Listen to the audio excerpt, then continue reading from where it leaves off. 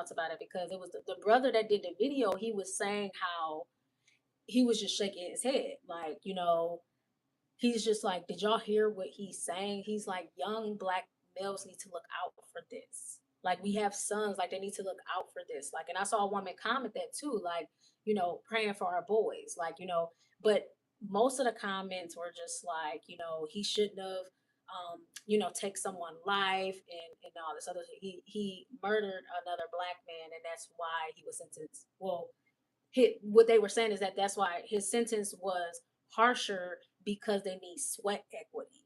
And that's what the judge was saying. And then it's sparking this conversation. And this is very serious, right? Like, this is very serious, right? Like, so people are like commenting, like, he shouldn't have taken life, da da da. Yeah, so not because he killed another so-called black man, but because they need sweat equity. Well, the sentence is going to be more extensive. Yeah, that's kind of like playing in our face for real. Well, that's why I wanted to know your thoughts about it. Yeah, I mean, it's unfortunate. I mean, what was you saying? A lot of different layers to that. I like what you were sharing, what you were saying earlier. Cause it's like it's not that black and white. You know what I'm saying? It's like, like we was talking about how one of the comments was simple solution: black men stop killing each other. Right. Yeah, but it's not that simple, and you're thinking like a white American person. Right. So it is as simple in the name, because there's a lot of different, like, hurt people, poverty people living in those environments. That's what's going to happen. Everybody's in scarcity. Everybody's pretty much fighting for their life. And when you're in those type of environments, violence is bound to happen. Yeah. So, the powers that be create the environment, create the oppression systematically, and this is what happens. The key is for black men, for us to rise consciously, right, to be able to see the puppet masters. Right. Yeah. Until we do that, it's going to be a continuous cycle of what we see, and people, some of them, people are going to judge. And this is why we were saying that the solution in history have shown us, if you don't learn from history, you are bound to repeat it.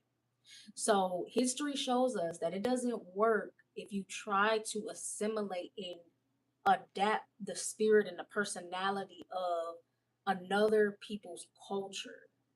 It doesn't work. Right? We exist as different ethnic groups for a reason.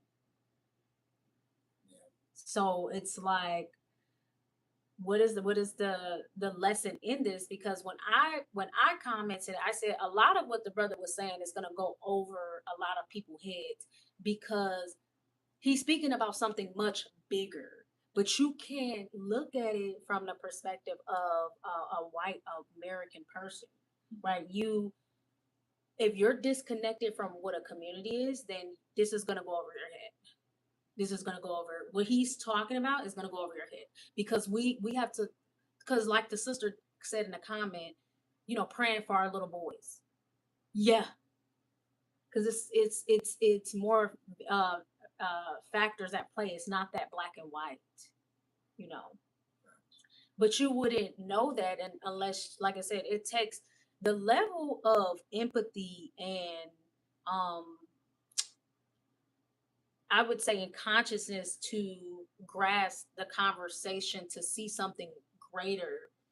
That requires someone, to obviously have a certain level of awareness, right? Which we know there's a lot of people walking around, especially in America, with just no awareness. Like, they don't have a level of awareness that they may think that they have, and I talked to me and my husband. I just related this back because I was talking about how I was close with, in high school, with a white man. He was one of my teachers and my science teachers, and we were pretty close in terms of like a mentor, relationship, because I would ask questions and things like that at school, related to college and things like that, because I was, preparing for it.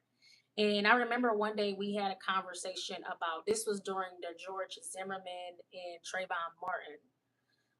And of course, me being, a part of the African American community,